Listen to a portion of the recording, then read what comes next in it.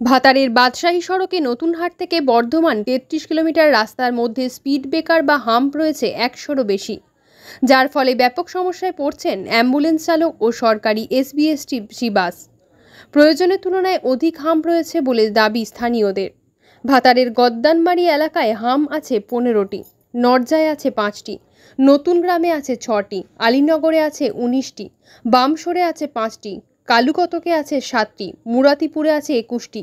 এইভাবে একাধিক জায়গায় অধিক হাম্প থাকার কারণে ঘটছে দুর্ঘটনা, লাগছে অত্যাধিক সময়, যার জেরে নাজেহাল হয়ে পড়ছে নিত্যযাত্রী থেকে রোগীর পরিবার, আত্মীয় স্বজন। শেখ মোস্তাক জানান, কাদের পকেট ভরাতে এত হাম্প আমরা বুঝতে পারছি না, তদন্ত করুক প্রশাসন।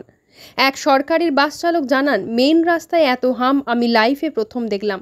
কট লাইনে হাম্প ঠিক আছে, কিন্তু মেন লাইনে এত হাম্প কখনো দেখিনি। যেখানে প্রয়োজন সেখানে হাম্প করুক, অসুবিধা নেই। প্রয়োজনের তুলনায় এত হাম্প কেন হলো তদন্ত করুক দাবি জানালেন এক সরকারি বাস চালক রবিবার। কি কারণে এত হাম্প তা প্রশ্ন তুলছে ভাতার এলাকার মানুষজনও। এটা আপনার বাদশাহী রোড। তো এই নতুনহাট থেকে বর্ধমানের কি সমস্যা হচ্ছে আপনাদের? সমস্যা আমাদের এখানে হচ্ছে যে রাস্তা ঠিক আছে, তা গোটা রাস্তাটায় হাম্প রয়েছে। কত হাম্প হবে? হাম্প ওরা প্রচুর হাম্প, গোটা রাস্তাটায় যেন এত হাম্প আছে যে আপনার ১০০-র উপর। ১০০-র উপর, হ্যাঁ ১-১৫০-র উপর। কি সমস্যা হচ্ছে তাতে আপনাদের? সমস্যা আমাদের এখানে হচ্ছে ওই কোনো পেশেন্ট কিংবা কোনো সাপে কাটা বিষ খাওয়া কিংবা কোনো ডেলিভারি নিয়ে যাচ্ছি, প্রত্যেক হাম্পে যখন পেরোচ্ছে তখন তাদের আমাদের অসুবিধা, পেশেন্টদের খুব অসুবিধা হচ্ছে। টাইমও তো বেশি লাগছে। টাইম অনেক টাইম লাগছে। তা নতুনহাট থেকে কতটা সময় তাও মোটামুটি বেশি লাগছে হাম্পের জন্য? হাম্পের জন্য আপনার প্রায় বর্ধমান ঢুকছে আমাদের যে জায়গায় ৪০ মিনিট লাগে সে জায়গায় লেগে আছে ১ ঘন্টা হচ্ছে লেগে আছে। কি চাইছেন আপনি? আমরা চাই, আমি নয়, আমরা সবাই চাই যে হাম্প কেন যেন না যেন থাকে, গোটা রাস্তার জন্য প্লেন থাকে। অতএব আমাদের পেশেন্ট, ডেলিভারি পেশেন্ট, সাপ কাটার পেশেন্ট, বিষ খাওয়া পেশেন্ট, এদের যেতে যাতায়াত করতে অল্প টাইমের মধ্যে পৌঁছে যাবো। হাম্প করে যদি না থাকে তাহলে আমাদের পেশেন্টটা বেঁচে যাবে। যেখানে দরকার সেখানটায় হাম্প থাকে। হ্যাঁ, যেটা প্রয়োজন আছে, যেখানে দরকার আছে হাম্প সেখানে হোক, আমাদের কোনো অসুবিধা নেই। কোনো জায়গায় স্কুল আছে হোক, ঠিক আছে। এটা যেখানে সেখানে হাম্প যে করেছে এটা খুবই ভুল করেছে। কি নাম আপনার? আমার নাম হচ্ছে বাপি বাড়ি। যে 7টা করে বাম্পার দিয়ে রেখেছে, ওটা তো এমন কোনো জায়গা নয়। আলীনগরটা তো এমন কোনো বড় জংশন নয়, ওখানে কোনো হসপিটাল আছে না কোনো কিছু আছে ওর পাশাপাশি, কিন্তু 7-14খানা বাম্পার ওখানে কোনো প্রয়োজন নেই। দুটো দিলে অবশ্যই মুরাতিপুরে রয়েছে, মুরাতিপুরেও রয়েছে 14টা হাম্প।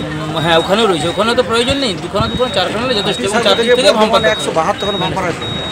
এত বাম্পারের প্রয়োজন নেই, এতে গাড়ি ক্ষয় করতে হচ্ছে, তো সময় মেনটেন করতে পারছে না। আমি এসবিএসটিসি আপনার ক্ষীরপাই ডিপো থেকে মালদা চলি।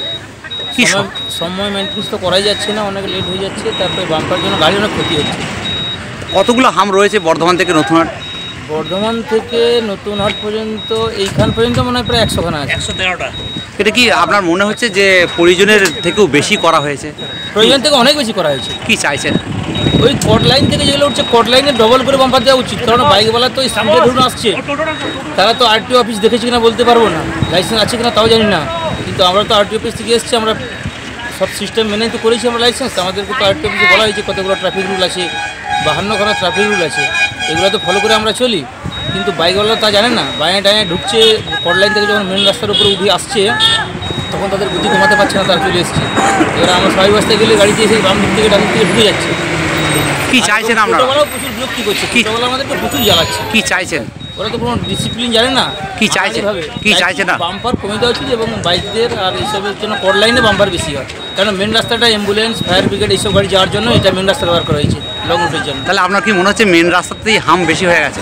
হাম্প অনেক বেশি হয়ে গেছে, এত বেশি প্রয়োজন নেই তো। ক্ষীরপাই থেকে মালদা স্টেট বাস। কি সমস্যা হচ্ছে দাদা আপনাদের এখানে? এই রাস্তায় আগে এত বাম্পার থাকেনি, আগের তুলনায় এখন রাস্তা ভালো হয়েছে কিন্তু অতিরিক্ত বাম্পার হয়েছে, ঠিক আছে।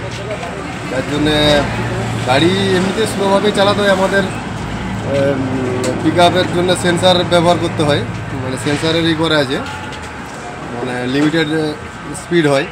কিন্তু তারপরে অতিরিক্ত বাম্পারের জন্য আমাদের একটু টাইমেরও ডিস্টার্ব হয়।